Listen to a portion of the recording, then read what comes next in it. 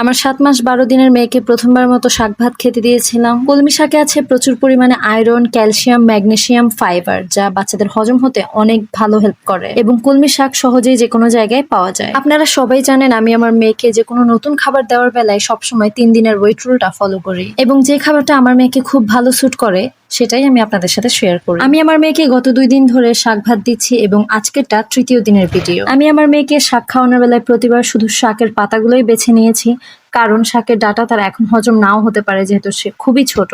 শাকগুলোকে আমি ভালো করে ধুয়ে একদম ছোট ছোট করে কেটে নিয়েছি এবং নিয়েছি ১ মুঠ পরিমাণ পোলাওয়ের চাল।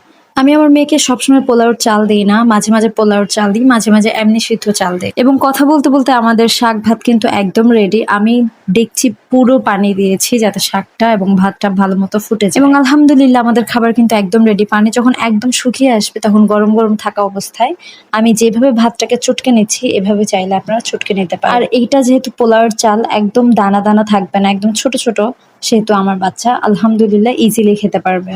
আমার মেয়েকে আমি সবসময় খাবার খাওয়ানোর আগে অল্প একটু পানি খাইয়ে দিই, এতে করে তার মুখটা একটু ভেজা থাকবে, গলাটা একটু ভেজা থাকবে, খেতে সুবিধা। মেয়ের বয়স যেহেতু মাত্র ৭ মাস ১২ দিন সেহেতু তাকে আমি এখনো পর্যন্ত উষ্ণ গরম পানি দিচ্ছি।